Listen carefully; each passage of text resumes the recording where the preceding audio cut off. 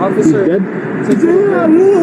Why? I shot at him, bro. I didn't know. Shot at him? I didn't know there was a fucking kid in the back. I gotta figure everything out. Yeah, no, it's 100% my fault. I shot at him, dude. I didn't even know you had a kid in the car and stuff. Between these two, it started like I saw it way back at Gibson. Okay. And they were just doing this all over, in and out, passing each other in the emergency lane. Is there any chance that the kid will be okay? There's always a chance. I don't know. On the morning of November 14th, 2025, a horrific road shooting occurred on Interstate 215 near Gibson Road in Henderson, Nevada. Two vehicles, stuck in traffic, began jostling for position. Tension, aggression, escalating confrontation. Suddenly, a gunshot pierced the back seat of an SUV, striking 11-year-old Brandon Dominguez-Chavarria. He was rushed to the hospital, but the doctors could not save him. The child died from his injuries. At the same time, the shooter, 22-year-old Tyler Matthew Johns, calmly stepped out of the vehicle, raised his hands, and surrendered immediately, admitting that he had fired the shot. The city was left in shock. Families mourned, witnesses recounted what they saw, and police quickly gathered evidence to understand exactly how the events unfolded. Later that day, law enforcement held a press conference. They confirmed the identities of the victim and the suspect, and provided a detailed account of the incident to the media. Two vehicles became involved in a road rage incident when they began jockeying for positions, trying to pass each other on the congested freeway. One vehicle tried to pass the other vehicle on the shoulder, and at that time, both occupants of their vehicles rolled the window down and got into a verbal exchange. Our suspect then produced a handgun and fired one round at our victim vehicle, tragically striking an 11-year-old passenger who was sitting in the back seat of that vehicle. I would rather you be stuck in traffic and late for your destination than have to go to a funeral for a loved one or potentially spend the rest of your life in prison. It is not worth it to engage in this type of behavior on either party. So we have to do better as a city. We have to do better as a community. A few days later, court proceedings began. At the initial hearing, the question of Tyler Johns' detention without bail was addressed, as prosecutors presented evidence and the victim's family had the opportunity to speak. Good morning, Mr. Johns. Good morning. He is present in custody. Mr. Helmick, are you confirming as counsel of record? I am. I received a copy of the complaint waived this week. Thank you. And Ms. Prezani-Simmons, you are here on behalf of the state, is that correct? That's correct. Thank you. Mr. Helmick and Ms. Prezani-Simmons, it looks like bail was passed or waived for its initial appearance. Court, is that something parties intend to argue today? Please. Yes. Okay. Thank you. We will have those arguments. Before I turn to the state, my understanding is there are family members, victims' family members here today. Is that correct? That is correct. Pursuant to Marcy's law, the victim's family has a constitutional right to be heard on bail. Is that something that they intend to exercise today, or is it something that you are going to make the representations for? Or is it something that hasn't been determined? At this point, Your Honor, it hasn't been determined. However, I do believe at least one family member would like to make a statement. Okay. Detective Carrie Skinner of the Henderson Police Department testified about the investigation. She detailed how multiple witnesses described the events on the road, the movements of the vehicles, and the moment the fatal shot was fired. Her testimony confirmed the sequence of events and provided critical insight into the tragedy.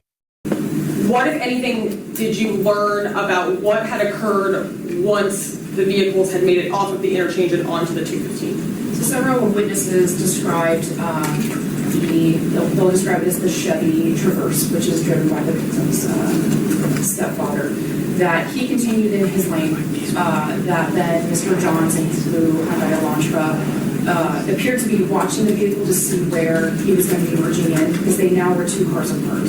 Mr. Johns then gets over a lane, I believe it was the number 2 lane on the freeway. He then speeds up, and then now the vehicles are side by side, windows are down, and they're having a verbal exchange. then this verbal exchange that's going on, where is it kind of taking place?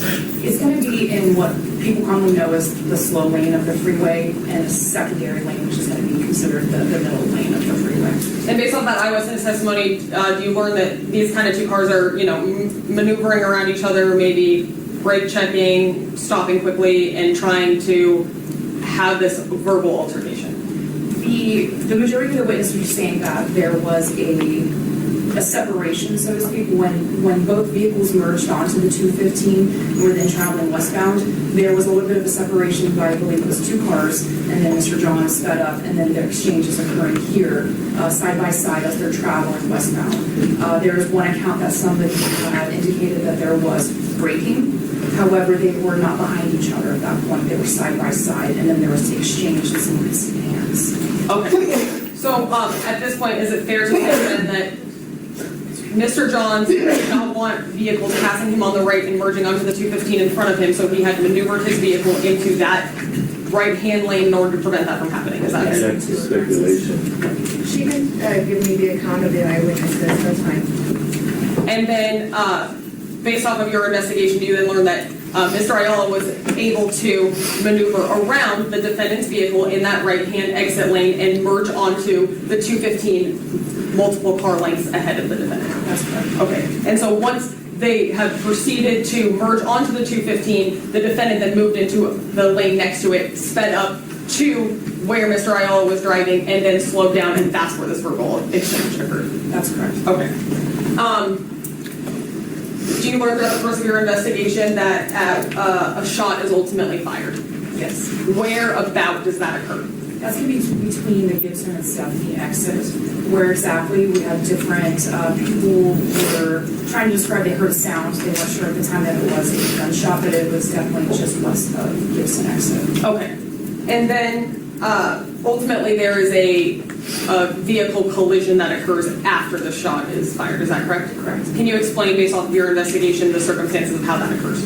Yes, it appears from multiple witnesses that after a shot was fired, the vehicle, so the Traverse is continuing westbound. Mr. John is also continuing westbound.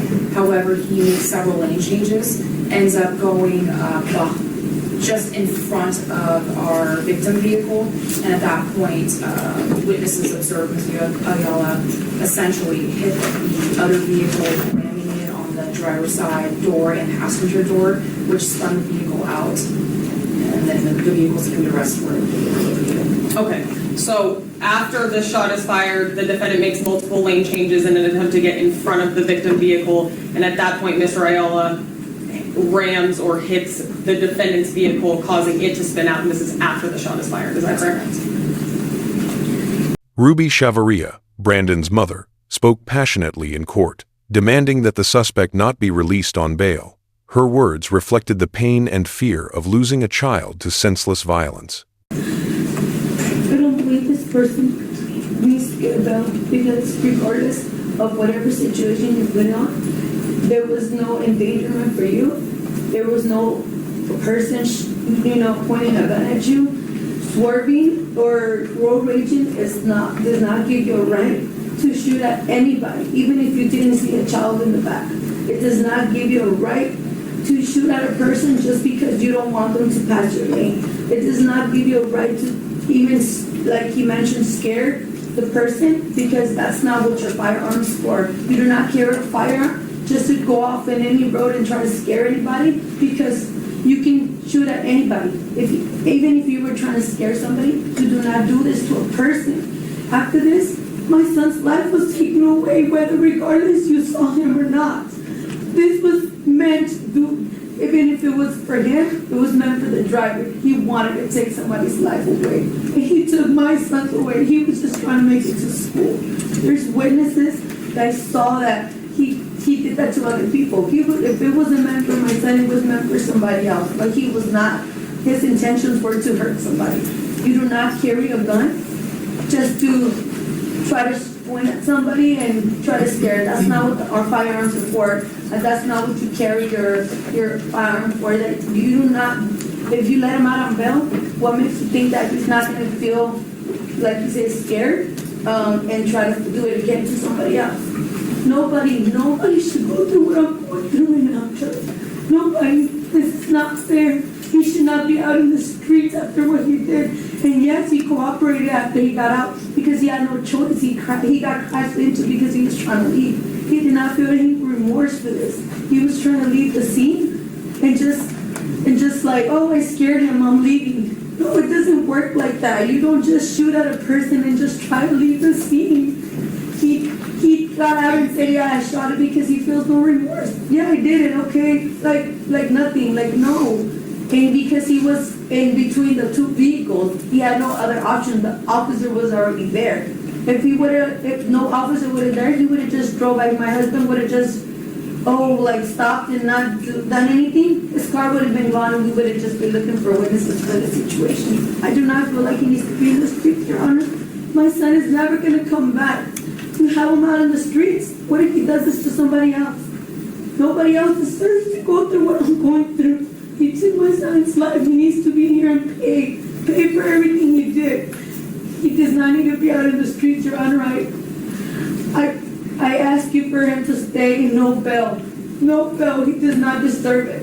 Whether you do it or not unintentionally, you do not shoot your gun at anybody just because you feel like you want to scare somebody. In essence, his report, he feels scared. No, you do not do that. He does not deserve to be bailed. That's all I'm asking for. Thank you. Finally, the judge delivered a closing statement, reviewing the evidence, the arguments from both sides, and the severity of the crime. Thank you to all my parties. Mr. Johns, I did have a chance to review all of the paperwork on file here. I also had a chance to review the data pre-trial risk assessment, as well as hear about your financial capabilities, as well as your argument, of course, from the state, as well as from your attorney. I also had a chance to hear, obviously, a testimony from the lead detective in this case, and I do find that the state has met its burden, that proof is evident, and presumption great.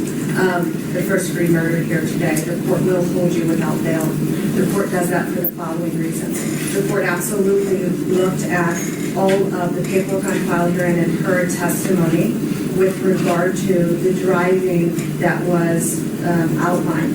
The detectives not only outlined driving that included a blocking of drivers prior to the incident with Mr. Ayala, but even if the court took the version of events, because there are different vantage points, and the court absolutely will acknowledge that there was this brake checking one in front of the other.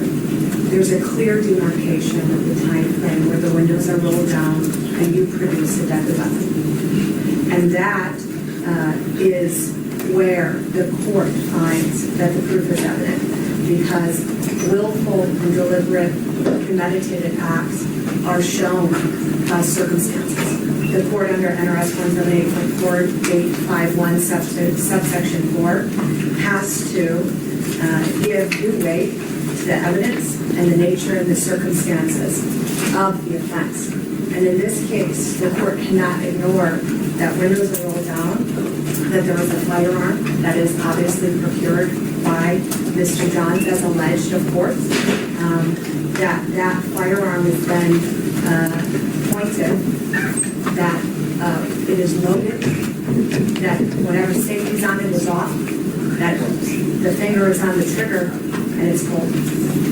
And that is into a vehicle that is driven by a human being, and that when you look at intent, you look at the facts and circumstances of what happened. So pointing and shooting a firearm at another vehicle that is occupied in the circumstances where there are a lot of vehicles occupied by persons on the highway.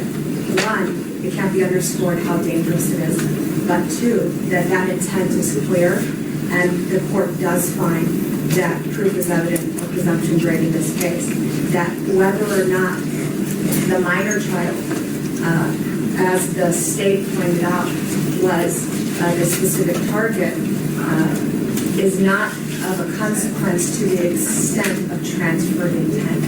And that conduct is clear by the court, and therefore the court will hold you no bail, given the totality of these circumstances. The suspect was kept in custody, and the judicial process continued, with the next hearing scheduled for December 4th as the search for justice and clarity continued for the family and the community. This tragic case is a stark reminder of how quickly anger and thoughtless actions can destroy lives. An 11-year-old child, simply on his way to school, became an innocent victim. Moments like these highlight the fragility of life and the profound responsibility we all carry on the road and in every interaction to choose caution, compassion, and restraint.